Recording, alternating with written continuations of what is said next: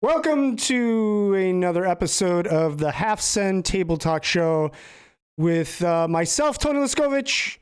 We got Gingy. Hello. And Shane Geekly Gab. What would you do? So, I actually tried to make that feel like it was on purpose, but I was actually really slurring. And people are like, how do you type that in? G-E-G-E-G-E-G-E-E. You're never gonna find me. Geekly Gab. With 11 E's.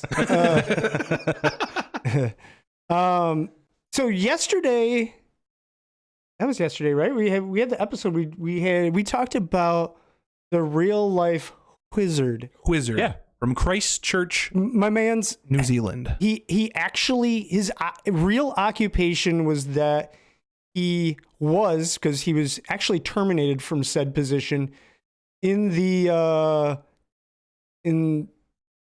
what's the name of The city of Christchurch. City of Christchurch. Now, that is the name of the city. Yeah. It's so that's not, at first when Shane was telling the story, I thought it was actually Like a church.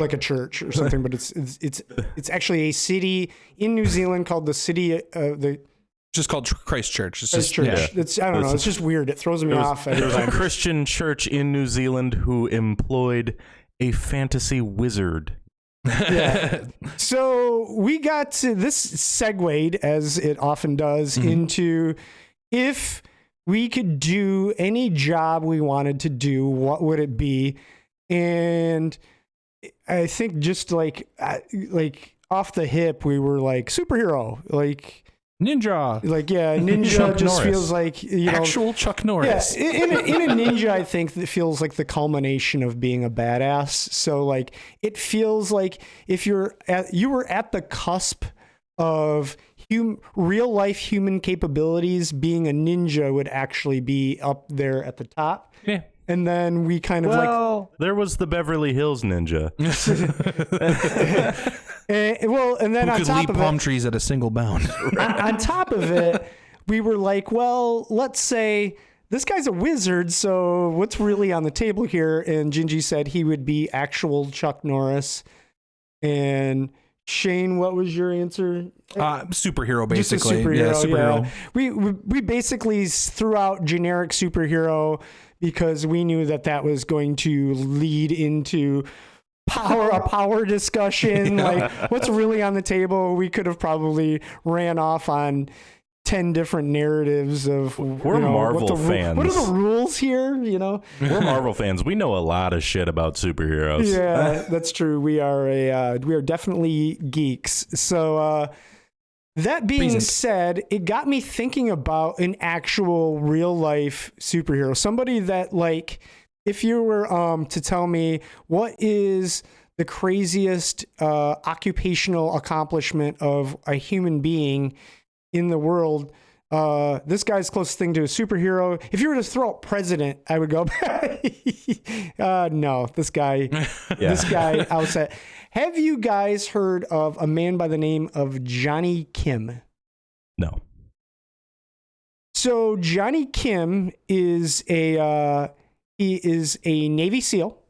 I assume at this point in his career, for what he's accomplished since then, that he is no longer a Navy SEAL. I mean, I'm sure, like, once you're a Navy SEAL, you're always Navy SEAL. He holds the title, but that is probably not what pays his bills, because my man's went and became a doctor right after that. Oh. So he became a doctor. Yeah, doctor. Actually, got his doctorate from Harvard.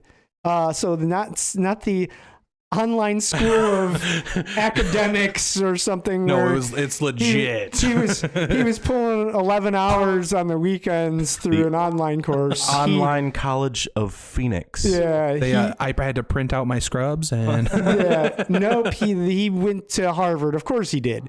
Yeah. And his most recent accomplishment, you're never gonna believe this, because so here we are. We're at Navy SEAL, Harvard doctor, and then he most recently just became an astronaut. So he works for NASA now as well. An astronaut? Yes, he is all of those three things. He is Dr. Johnny Kim, the astronaut, Navy SEAL. Wow. Hold up. So all right. So this dude went to like career day in elementary school and was like, instead of just listening to the other kids say what they wanted to be, he was making a list. No, they went around the room. If you were, and the other thing is too, you can like say if he rescued a cat out of a tree, the kid wouldn't even be able to go, "Thanks, Mr. Kim." He'd have to say, "Thanks, Dr. Navy SEAL astronaut Kim." like he doesn't have a regular super. You have to give the person, they've earned that respect. Yeah, absolutely. Like, he even strikes me as like someone that through the proper motivation, which he obviously has, I could see him even taking this another step further, just to hammer home what he's already done. This, like he's becoming a lawyer or something, like whatever the next thing it would be. He's qualified for the phrase, "Thank you for your services." Yeah, like when you were saying the teacher thing, like I can imagine them going around the room like, "What do you want to be when you grow up? What do you want to be? What job would you like, Mr. Kim?" Yes. Johnny's just sitting in the back just going, all right, so by 25, I'm going to be a SEAL. After that, I'm going to be a doctor, then a firefighter. Off the top of my head, I think he's 37. And that's absolutely fucking outrageous. There's no reason. How does he find the time for all that? Is my question. Yeah, How well, does that I'm sure happen? like he's, it's systematic where he's doing one thing at a time. Right. He's probably hyper focused. Like when he was chasing his doctorate, probably the last thing he's thinking about is SEAL duties. Right. Do you think? Yeah, it has to be one at a time because nobody's going to be in a class in Harvard and go, yeah, hang on, I got to dip out and go to Afghanistan. I doubt he's practicing medicine right now either. Right. He's probably, his duties as an astronaut are probably, I would imagine, more than a full-time job in and of itself. Right. And a lot of these guys, though, that are this Well decorated. well, not just that. He's a creature of habits. I'm sure that he sleeps minimally. I did hear something recently where he was trying to put in practice getting more sleep than he has historically gotten. I can see why. Yeah, he's somebody that would typically get 5 hours of sleep a night. Now he's trying purposely to get more like 7, which I can relate to that. I've been on both ends of the spectrum where I've gotten good nights of sleep every night. Don't get me wrong. I've had real long nights where I wake up 3 hours after I went to bed, and then there's days where I've slept for 14 hours. Yeah. Yeah. So the other question too, obviously beyond where he finds the time, is also the biggest thing for me is my interest was what motivates someone to do all these things, because there's got to be, for lack of a better term, and don't take this the wrong way, listeners, you got to have a screw loose. There's a lot of successful Navy SEALs out there. You gotta imagine people with that type of obsessive work ethic are able to accomplish a lot of ridiculous things. But like I said, with the Navy SEAL alone, that's got to stifle a lot of like, why would you want to go become a doctor? Why would you want to then? Because, okay, let's say this. So the SEAL thing can only last so long. Yeah. I think the maximum age, I was actually in the Navy, from what I remember, it was 28, was like you could not become a Navy SEAL back then beyond the age of 28. Okay. So you have, you take that into consideration. You have to do something else at some point. So you go and you get your license to practice medicine, and then later decide, you know what, I'm going to be an astronaut. And it just seems like, well, what happened to this whole you know what I mean? Like, It's just wild to me. So it makes you question, like, what motivates somebody to keep chasing after these things that typically, like you said, the guy's 37 years old. These are 10 years of school. Yeah. you know, and in the time he probably put into, I'm unsure what if somebody could look that up, how much time he spent in the Navy. One of you guys got your phone here. I'm interested in that. Like, so because I'm sure at this point he's going to put in some time. Yeah. In the Navy. This is my thing. Like, I can't possibly put myself in his shoes to like think of why he would do that. So like the closest thing I can do is think of why I would be motivated to do all those things, and it would be boredom. Like if you're a Navy SEAL and you have a time limit to how long you can do it for, I like after that time, what the fuck else do you do? Like you have to do something else. He's probably a liaison on some level where he's kept his rank and still maybe he's part-time or something. Can you imagine though, like the Navy SEALs are just like, hey, can we get you to come in and help us out with something real quick? And he goes, I can't, I'm on the moon. Well, like with the 3 jobs too, like I can see the correlation, like with your motivation question. I can see a correlation between his first job and his second job, because maybe perhaps on the field he probably saw a fallen soldier that he couldn't patch up, and he maybe thought to himself, you actually hit that right on the head. I'm going to get to that. Okay. His motivating factor was actually how this whole thing started out. And for some people, some of the people in the world that have accomplished some of the most wildly successful things, you'd be surprised to find out that it's not typically because they were given everything and had all of the right things lined up, like they come from a household where they were coddled and babied and handed everything with a silver spoon in their mouth. It's typically quite the opposite. It is a lot of times people that have experienced some form of hardship in their life that clicked something in their brain that made them decide at that point they were not interested in living any other way than what they set forth in their mind.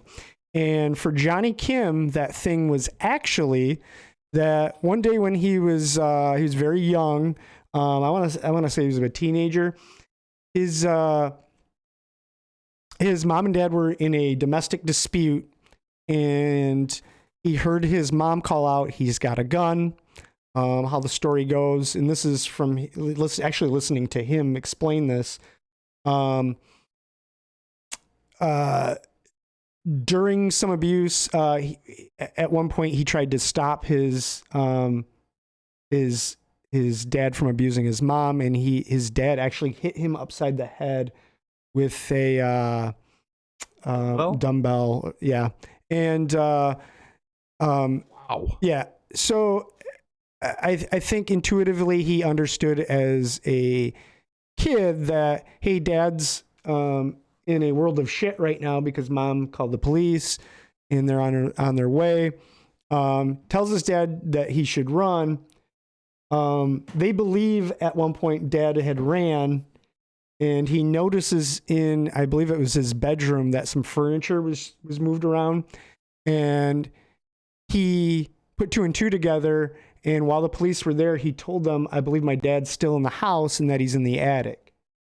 They sectioned off the house, shots were fired, dad passed. So, his motivation was that he had a deep desire from that point on to protect the people that he loved. And when he heard about the Navy SEALs, a switch flipped, and he was like, this is like, when we were saying we want to be a ninja or superhero, this was his focus. That's like wild though too. Like the Navy SEALs are like the most elite that we have, aren't they? Like that's like the top of the line. That's the top of the food chain. Yeah, they quote that they do all the things that most men won't do. Right. Yeah. Like and women, excuse me. That's like, to me, like I can't imagine being like not already in the military and going, you know what? I'm just going to shoot for the top. Right. Yeah. Huh. So it's funny when you said what you did about maybe a friend in need, somebody was injured. that was actually one of his good friends, I believe also a Navy SEAL, passed away, and he hadn't seen him. The next time he'd seen him was in a morgue, and he passed away. And again, he felt that helplessness of, I wish I could have done something. Yeah. And that was his motivation to become a doctor. Okay. Yeah, that's So logical. I mean, you see a fallen soldier, fallen friend, and you have no way to patch him up, you know? and the astronaut thing, I'm actually unsure what his motivation was there. Maybe he just wants some moon rocks. I don't know. Maybe he just went, you know what? I went to Harvard and now I'm a doctor. How do I top that? Maybe that's what it was. It was like, how do I do something more extraordinary? He could be somebody where that's what it is that he's just raising the bar. That's what I said. I actually feel like at his age, he could be one of those people like, see, I've suffered from this myself. There are some really extreme goals I've accomplished in my life where once I've hit them, my motivation to continue doing them would totally unwind, and I would find myself later on obsessing about something else. Mm-hmm. It could be a major case of that. I've actually experienced that like firsthand. Very much so. I've seen you experience it with video games. Yeah, there's a lot of things from actual real life physical things that I've done, mental things that I've done, just obsessive behavior that I myself, I can relate to thinking that way. But when there's like a really big over the top number and you obsess and you reach that, I have found that personally to keep myself there, where you continue to motivate yourself to keep doing that over and over again, and to find the motivation to, like, because you do have this feeling of where do you go from there. There's this accomplishment and this waning off where you want to go do it with something else. Right. And it's actually quite interesting to think. Here's another, for instance, when you think about champions in sports, like let's take mixed martial arts. You know how hard it is to defend a belt, not only because you're always fighting the very best pinnacle. You're not climbing through the ranks and getting handed layups, any longer. Right. Pretty much everyone that you're fighting is a top contender for the top dog. Contender, yeah, 100%. So what happens is a lot of these guys, it's so much of that is not just the training and keeping your head in the game. There are a lot of different psychological factors to keep yourself, once you've reached all of those accomplishments. You guys follow UFC at all? Not particularly. Not really. No. Okay. So most recently, there was a champion that this just happened over the course of the weekend. Amanda Nunes just lost her bantamweight belt, her 135 belt. And Amanda Nunes held concurrently 2 belts in 2 weight classes that she was defending both of them. She was known to be such a dominant champion that she was running through the contenders twice over already. Like there was no one left, really. Wow. And she was doing it in 2 belts, 2 weight classes, which to do it in 1 weight class is a big deal when there's really no one left, but she was doing it in 2 weight classes. That's kind of a thing that like blows my mind too. Like, well, not really blows my mind. It's like a psychological thing. Like, so if you're a contender for the best at something, your only focus is fighting whoever is the best. Yeah.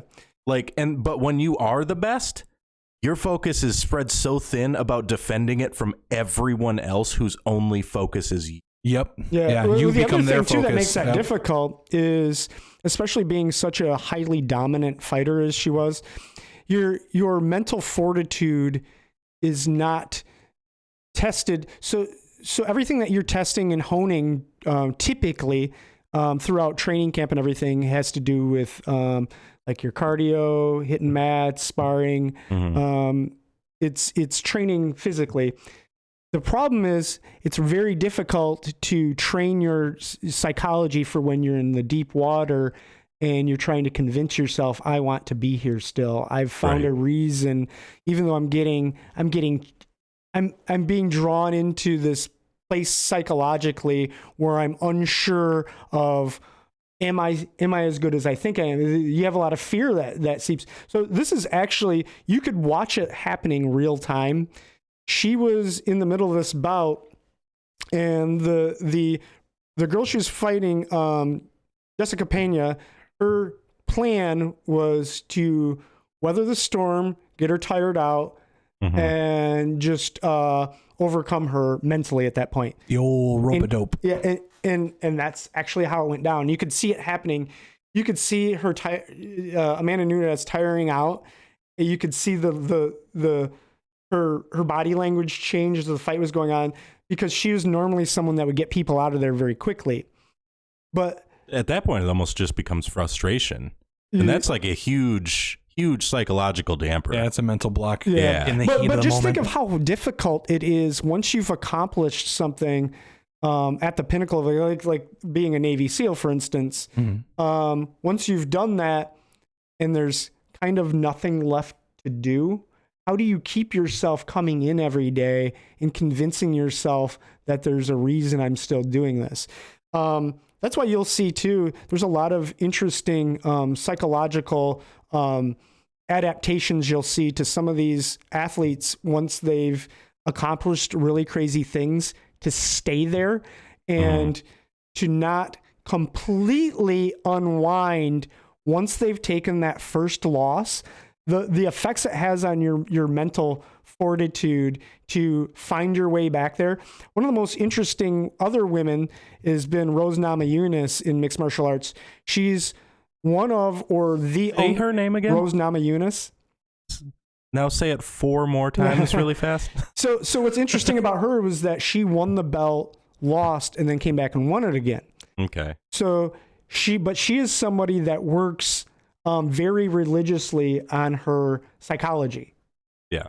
So she was someone, when she lost the belt, the first thing she said in an interview was for all intents, I don't know, remember verbatim, but the gist was, I'm glad that weight is off my shoulders now. Yeah. Because holding that belt was so stressful and there were so many responsibilities tied to it that she was unable to keep herself in that frame of mind all the time.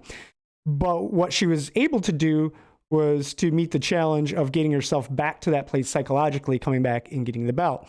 Now, there are some other people, like there's fighters like Chris Weidman, Tyron Woodley, other fighters that once they take that first L, you'll see them go on, even Conor McGregor, they'll go on these losing streaks because of like their psychology completely unwinds.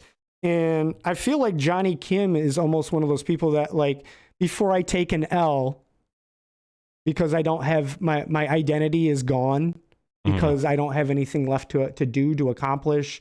There's nothing left to prove. What's the next thing? And then he would segue, I'm going to go be a champion in a different way. Does that make sense? You know what he should do? I know this got kind of deep, but it's like Jackass theory. Think of it, the show Jackass. You know, it starts off with just pushing somebody in a shopping cart over a bush for fun.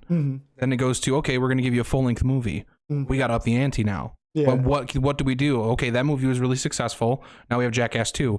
Well, it can't be just as epic as 1. It has to be even more epic. You know what I mean? Yeah. It's like you just climb and climb and climb, and it's like you have to keep that status. And now these guys are what, like 50 and 60, and they're doing Jackass 4 now? Yeah. Well, so you can't do the same bits every movie either. It's got to be... Yep.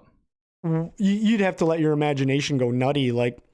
And the complexities of their aging too, you know what I mean? If I was a viewer, what would I want to see? What haven't we done yet that would be a... Imagine Jackass 7 and everybody's in their 60s and the stunts are get up real fast. I can see these guys still going to extreme... Get a prostate exam. So You're a woman? As we often do, because I do actually enjoy these conversations where we talk about stuff like this. I think yesterday it was more off the hip, and we were talking about more of the fictional, like, because obviously what segued us into if you could do whatever you wanted as a job, what would it be? And the jumping off point was being a wizard. Yep. So I feel like we were kind of segueing, but using Johnny Kim as a measuring stick, and because of what he's done collectively from the 3 jobs, I feel like the only way that you could match same thing is what 3 jobs for you would you pick? If you had to pick 3 jobs that were part of your identity, and obviously whatever mental aptitude and physical aptitude that had to come with that, we're just going to assume that you qualified. What would we're no this is just if I could snap a finger and this is who I was as an part of my identity, what 3 jobs would I hold and go? Shark fighter. Now these got to be.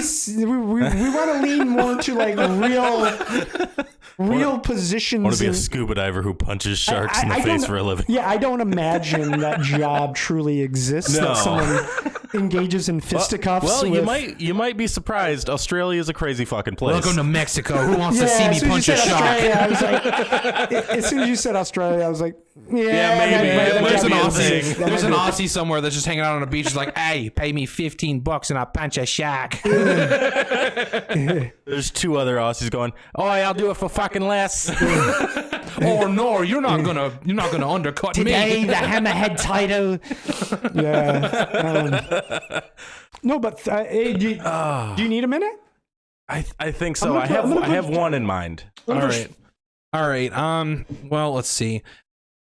Based off of the things that I love currently, I would definitely say my first job would be an entertainer musically, because I love making music. I love performing music. It's one of my favorite things to do. My second job would probably be a video editor, because once again, love to edit video. It's one of my favorite things to do. And then I would probably kick it up a notch at that point, because and the third one, sure about the third one. That one, those I like the first 2 of them came to mind like right away. So I would have to be doing something semi dangerous. So maybe maybe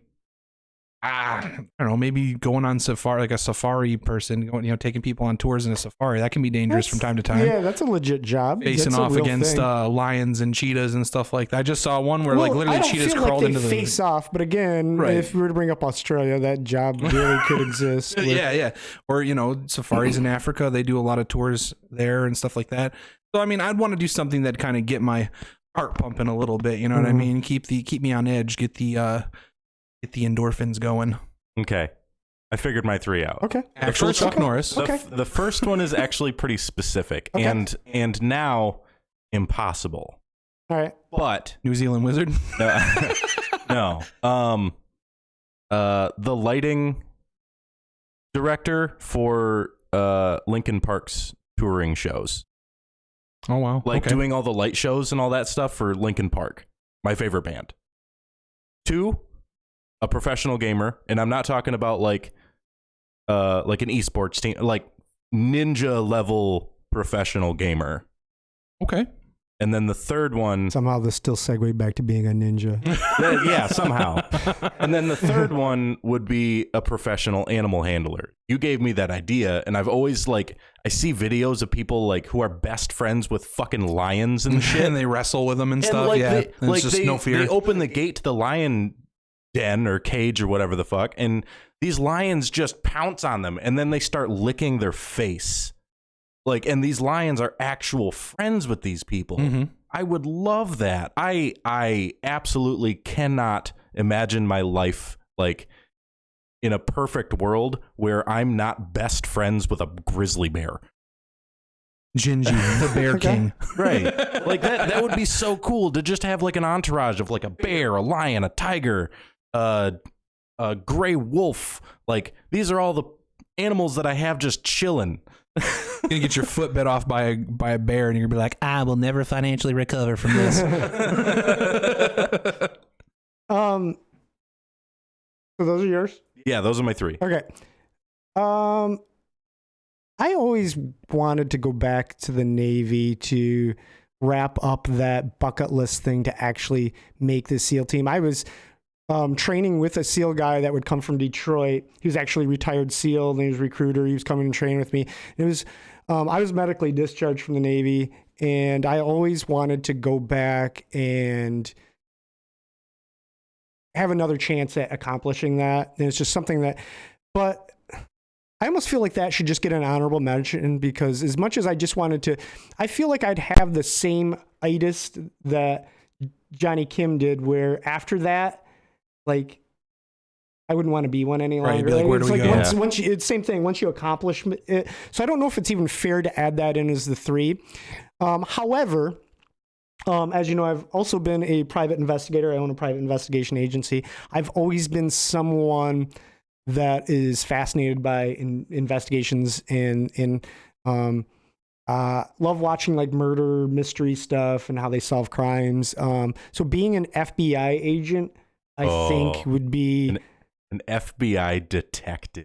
That so would Batman. be pretty. How do we get back to Batman? Damn it, Shane. Well, I mean, I've been in, so now for businesses, I've security, bail bonds, bail enforcement, private investigations. Like, I've done all the private sector stuff, and in having a crack at real life, I've actually been part of, on several occasions now over the years, part of the tip line for actually, I've helped catch murderers on several occasions. And things like, you've probably had some insight into that. Yeah. Yeah. So there's I've like heard this, about a lot of it. Yeah. That's There's cool. this dynamic I know that that. being in bail enforcement, there's a different level of trust we have with the community. So getting tips has always been very, and with social media, it's always been a platform where we can put out, like, if somebody takes off and they're in hiding, where when we share it, people have been more apt to reach out to us. So we hand them over to law enforcement. We don't enforce the law. Bail enforcement and law enforcement are 2 wildly different things. Right. But we are good at finding people. So on some level, I can tell you, being in bail enforcement and being a bail bondsman has always been something, like, I have always felt like I was living out a dream already. And I would continue to do that if not for the 3rd thing. So FBI agent, bail enforcement, which I would go back to that if, if I obviously I still own a bail company and everything. So, but my wife runs that, actually. Would you do the fugitive recovery part? Or the other part? I would say no. I've done that. I've been in bail now for getting very close to 20 years. And that was always a necessary evil, but I'm not a gung-ho person that it's hard to tell you that when I say FBI and Navy SEAL and stuff like that, I'm not one of those people that's a tryhard that wants to do it for the thrill of, like, arresting people and chasing them down. I have actually engaged in many foot chases, kicked down doors, done all that stuff, but I've never been someone that's gotten an adrenaline rush from it. It's always just been a necessary evil. It's not a fun thing. Yeah, no. The actual bail bondsman side of it, where you have these relationships with people and you help get them out, and the investigative side of a lot of that. Being a private investigator, I guess you could put almost those 2 aspects together. That was my first, like, dream job. When I first, I was hired by a company out of Grand Rapids, and then I ended up working for a national company after that as a private investigator. I did really feel like I was living a dream. However, when you do some of those 16-hour days, living in your car all day, when you're staring out a window, you're trying to stay awake, driving long distances. That can't be fun. Yeah, I was spending lots and lots of hours of driving. It is not as glamorous as you might think. Anytime that people that know what I do for a living, so many people have told me, I've always want to do that. You know, No, you don't. yeah, it's not as glamorous might. as you might think. Doing surveillance is, it's not fun.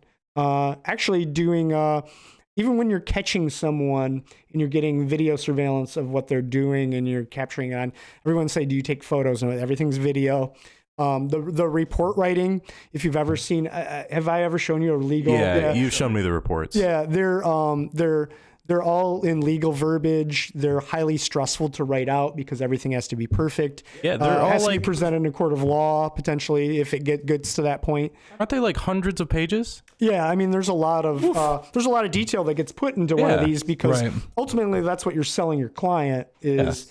You know everything that this person does from the moment they wake up to the moment they go to bed. So sometimes I will also say, watch what you wish for, but for everything that I've done, I'm not sure. I do think that maybe there's this like weird thing that you get where you really love doing that. The third thing I think for me would be entertainment. Like I said, you guys know I've done some commercials. I was in an indie movie and stuff like that. Can I guess what kind of entertainment that I think that you would shine in really well? Yeah, I'm curious that because I've had a lot of indecision. Like, what is it that I want to be in entertainment? What is that thing? And I mean, obviously, we've made content for video games, and we've done skit comedy. I know that I want to entertain people. I love the connection having with people. Mm-hmm. I would guess your dream version of being an entertainer would be being on SNL. Yeah. Yeah. Well, or some type of sketch comedy show. Yeah, in high school, everyone thought I was going to. Because I was in advanced theater, and people thought that that's what my calling was because I was a class clown on top of it. I was very much a creative mind kid that didn't. I was very disruptive and. Same. If I could make people laugh, I was. You and Bill Hader would have a ball. Yeah, I was very much. If I could make people laugh, that was my. And I've been like that for. I was I was a nightclub promoter. Man, I've done a lot of creative. Yeah. So my thing was like I just loved the social aspect and having that fellowship with people and laughing. I'd do anything to make people laugh and. I think some form of entertainment to where just like I just want to love like I really enjoy doing this, having these type of conversations and feeling like you're building rapport with like-minded people. I really like that. And is this entertainment? It feels like it. You know what I mean? Maybe this is the thing. You know, if talk shows on NPR are entertainment. Payment. Yeah. Well, and then let's be honest, as a last. Like kind of an honorable mention, I think ultimately it'd be like a hobby because it'd never feel like work for me. Right. It would be some form of philanthropy as an occupation where I spend a relative amount of time just improving other people's lives in some way, be it through motivational speaking, if that's the case. Or even making a foundation that helps out. Just any. I just when I die, I want to be able to look back on my life and say, I lived my life beyond myself. I did a lot of things that were the opposite of self-set. You know what I mean? Like where I did things. And you don't want to look back when you die. You want to look back like right before. Yeah. Like right before. And you know, and this whole conversation started out with Johnny Kim. And when I think of what that dude's done, it makes me feel like a piece of shit. Dude is a real live superhero, like for real. Like what? I have not. Look what I've done with my fucking life. Well, it does, like, and you guys know I've done a lot of things for thousands of people that I've helped over, like through. Feeding the hungry, like done over the years, tons of stuff. Yep. And I feel like I have not accomplished a thing. Like it does. And it bothers me. It's like an itch I can't scratch. Got me with that one. Yeah. It choked him out a little. Yeah, and it's tough though. Like thinking like, And then you have things like I really went through some depression over this in an identity crisis during this whole pandemic thing, feeling like, you know, it's just it felt like there was so much uncertainty you have with all the businesses and where do we go from here? What's you know, I had an identity loss, and it really made me think like, man, what if everything I've accomplished all came to an end now? What would everything that I've done to this point, what it have all meant? Like, and for a person who has done everything that you did, especially with the pandemic, there was no way anybody could have ever known what was going to happen. Like, you could have very easily just lost everything. Yeah. In a month. Like, over the course of a month, everything could have been gone. Yeah. And there'd be no recovering. Yeah. Thank God it didn't happen. Right. Well, I mean, it's still like, it's for some people, it was a very quick process of losing everything. Yeah. For me, it's been like a slow bleed. So gradual. It's not to say like I'm even close to out of the woods. It's not even close to that. I'm still, I get hammered every day by stressful, over the top stuff that would probably, you know, really test a lot of people's resolve. And I think now I'm kind of used to it because it's been going on 2 years of this where you wake up and kind of look at what damage control do I have to do to stay. Two of the business I have are restaurants. I mean, what a crazy to own a restaurant and let alone two, and then have all the other stuff. Yeah. Restaurants are a crazy place. I've worked in a few, and obviously not in the managerial, however you say that word, not on that aspect of it, but like, managerial, whatever. But like, it's even for the employees, that shit's stressful, like wildly stressful when you're like in a place where like some shit could go down with the business. Like it's crippling to the employees too, especially ones that really love working there. Yeah. Yeah. I mean, if you look at our security company too, we were pulling in contracts left and right before the pandemic started. Unfortunately, everything that we did, it was all event-based. It was all event-based. So we had to lay off all of our employees because we went from, it wasn't like this, hey, we're working with a skeleton crew, or people are going to have to go to part-time, or people can work from home. There was none of that dynamic. It was literally somebody's on a video call in a bar. Everything we secure is not in need of our services. Yeah. You know, we had arenas and can you imagine doing security? Can you imagine doing security from home? Like it would just be a little Johnny Five rolling around with a TV screen on for a head. You have a bartender with a phone on a video screen where you're just like on your couch in a tank top, and you're like, "Hey, stop doing that. I'm gonna need you to leave now, or else I'm gonna tell you to leave again." Yeah. Well, and then the party bus company too. I was like, same thing. How do I continue to do that? That's all I need is somebody to see a busload of guys at a bachelor party, you know, during a pandemic, unload out of a sardine can, you know, right in the middle of it. So that was probably the quickest one where I was like, there's no way to navigate this. Right. And the insurance for it is wildly expensive. So I imagine there are bigger outfits that where we live, I was the only party bus company, but like we don't live in a big city where I was able to put a bunch of money away or do anything like that. It was getting hammered for thousands of dollars in bills every month. Yeah. Plus the town at the time was just starting to grow downtown. Like just starting to get back. Our town's just starting to fill up downtown. They're trying to revamp it right now and breathe new life into it. So at that point in time, it was still a work in progress. Yeah. And then the pandemic hit. Yeah. Like a double-edged, you know. It was like one step forward, two steps back. Yeah. Yeah. Paula Abdul, yes. I will tell you when we talk about the FBI agent thing, I think that like still gives me the idea of solving unsolved or finding justice.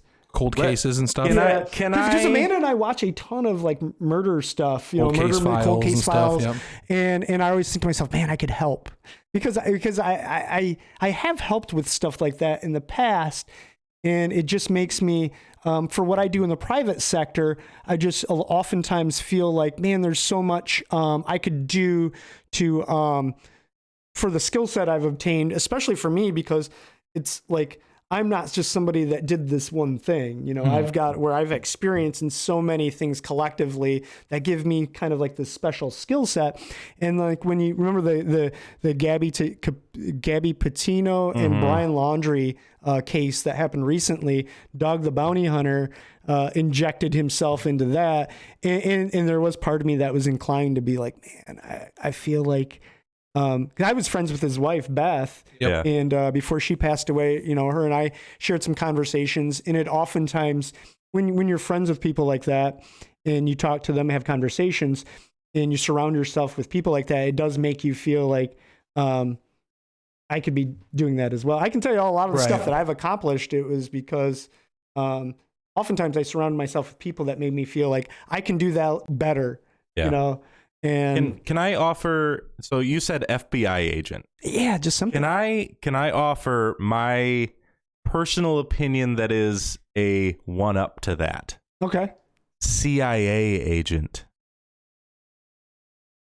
Yeah, I guess it's like a toss up between the two, I don't have a deep enough understanding of the difference of the two occupations to be able to tell you, CIA. Right.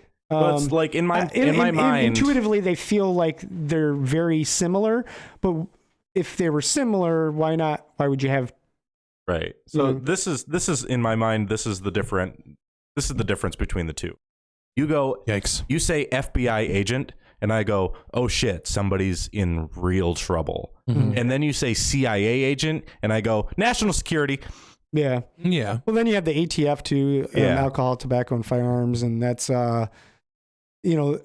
so I feel like between the three of them, they're all specialists in their own right. Yeah. But something about FBI, I feel like why I feel intuitively like I'm more inclined for FBI over CIA is because I want to help with let's say young girls missing, local town, you come in, that CIA isn't going to be there. Right. Whereas, unless there's an alien involved. Which in Michigan it happens a lot too. If I'm pulling a missing 3-year-old out of a well that was been missing for a week, would that be fulfilling for me? Yes. 100%. So I want that on the stuff like that on the table too, where I can, the 3-year-old was alive, by the way, not dead. In that scenario, it would not be fulfilling to pull a dead 3-year-old out of a well. In this fictional scenario, the child lived. We want everybody to know that. Well, and I mean, it'd still be fulfilling if it wasn't alive because the parents have some type of closure, but still. And I'm going to tell you something, because of like what I've done through a big portion of my life. I'm on the fraternal. I'm the associate representative of the fraternal or police on their board of representatives. And that is something that and as you guys know, I've been on, you've seen me in the board meetings and stuff through Zoom and everything. Yep. I was on at one point 5 different advisory boards. The one in some of these, like, are philanthropy based, where we were talking about the Kids Food Basket, Pound Buddies, which are animal shelter, just things like that. Yes, absolutely philanthropy.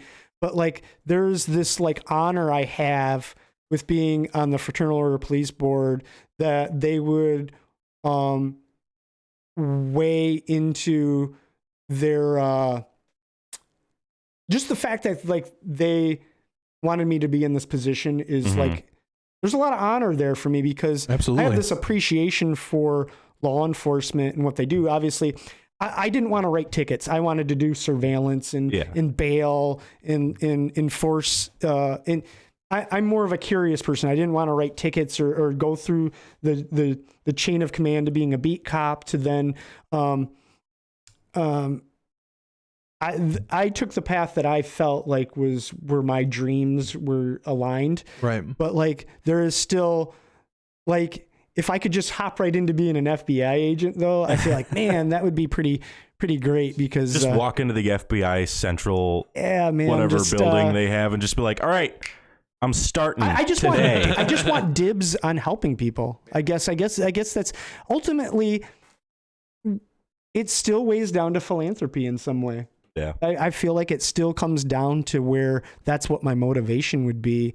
To be an FBI agent would be like, the idea is still helping people and feeling like what my specific God-given gifts are, lean into that heavily.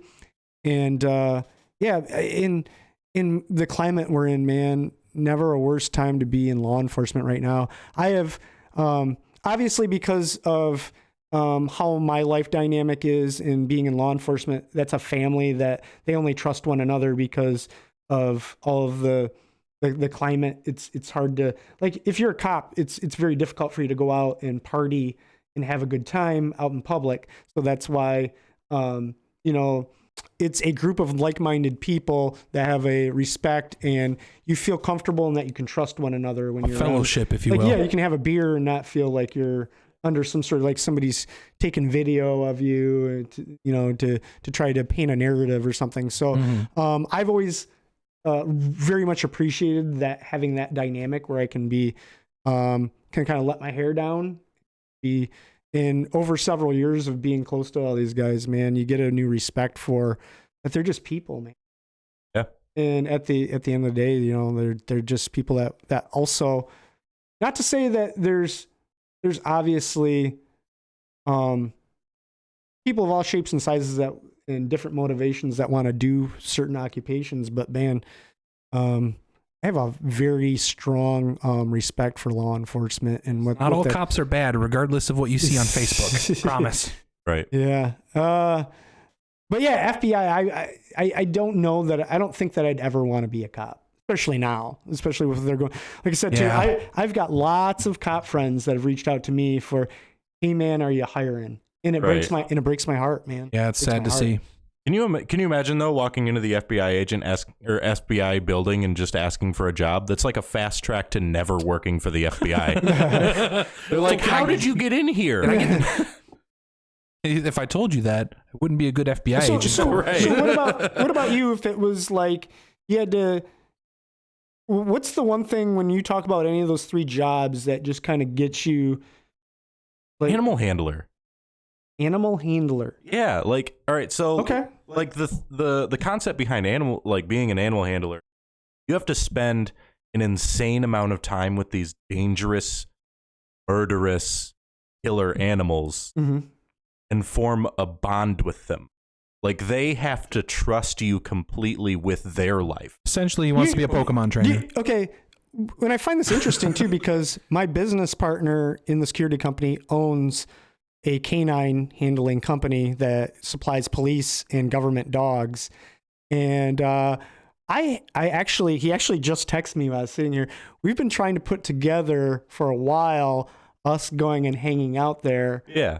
But would that hurt your feelings if we did that? No. No, I want to pet all the puppies all the time. All the puppies. So he called me yesterday. We talked for like an hour about some unrelated stuff, but that's been when we've done a couple animal handling stuff. I mean, look at you. We got all he's smiling. Just put this into perspective for you. I call police dogs puppies. Yeah, I smell because a Liger I will pet all the Quest. puppies. I smell a Liger Quest. I will go and fight. I will go and find dangerous animals and try to pet them. We can vlog that. I think it'd be a lot of fun Deal. together. Yeah, it'd be a lot I'll of set fun. it up. Yeah, Deal. it'll be a ton of fun. I'm sure the people watching would like to. Man, they're really cool too to watch them when you're going through all the commands and everything. Oh yeah. I just want to play with them. Well, you have to learn some German. And it's not because they're German shepherds. They understand. He said Schwarz. Yeah, for me, out of the three, it'd probably be the BB. I said BB. The musical entertainer. That'd probably be the one that would make me feel the most, I guess. Yeah, I get the most out of it.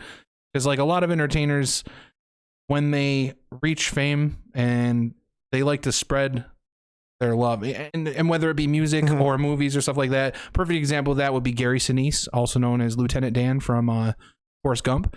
He has the Gary Sinise Foundation where he helps out, wounded warriors, all types of so again, like me, soldiers. this would be an avenue for you for through your love, you'd be able to share philanthropy. Absolutely. If I was making, millions of dollars being a musical entertainer, there is no reason why I couldn't help people out. I have to say this too for the people that might be happening to listen to this podcast up until this point. Shane, if you ever get a chance to listen to, now he's obviously going to be, he has kind of, what's the word I'm looking for? He has a particular style of music that he likes to rap / sing. But I will tell you this, from the first point I ever heard some of the first things that you've done, I thought to myself, you are destined to at some point become famous through what your passion is, doing music. Thank you. I appreciate that, man. Yeah. So I that's something I've thought since I first met you and heard the first rap that you did. I was like, holy smokes, this guy's like I believed the song I was listening to, the first thing I'd ever heard you did. It wasn't the first thing you did. The first thing I heard. It was the Among Us rap. Yeah. I thought, Yeah. this is going to go viral. And I truly believe if the timing was different, you would have, that thing would have blown up, because lesser songs did, but they just had come out at the right time. Right. Where yours was like kind of after the fad, kind of. Dissolved. Yeah. Because we've, for people that as this podcast stays up for however long, by the time someone happens to listen to it, video games are a passion for all three of us. Very much. Very much. And Shane has done some custom stuff on behalf of video games that we've played, and it's legit stuff too. Like when you hear it, you're like, in every song that we've come up with has at some point made its way through whatever means to the higher ups for whoever the producer of said video game is, where it's made it to their headquarters and been listened to. Yeah. Yep. Which is pretty cool. It's just it's the exciting. right thing hasn't happened yet for you to get that millions of views song or whatever it was. Right. But like, just like I've had on his behalf conversations with people, like higher ups that are community managers for some of these video games, where they've like wanted to send us appreciation for the songs and stuff like that or whatever. But yeah, I do feel like you're destined for that. I feel like all three of us are destined for wherever this path leads us. Bigger things where we can reach a broader audience and share our geekly interests. Right.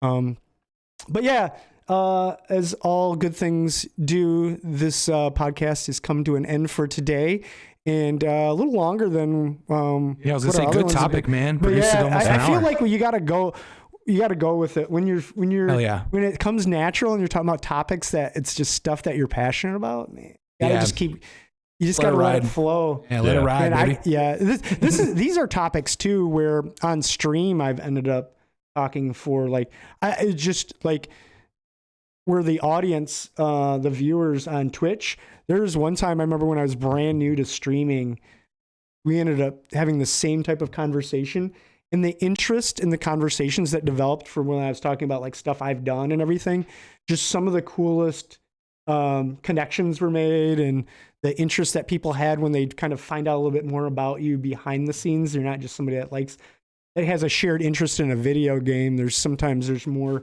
commonality that you can reach when people start to open up. Right. So yeah, today's been a ton of fun. I'm sure that we'll have more conversations about similar things like this in the future. But in the meantime, we're going to keep talking about all things awesome and all things interesting. And we will see you guys in the next podcast. And bye for now. Goodbye, Compy.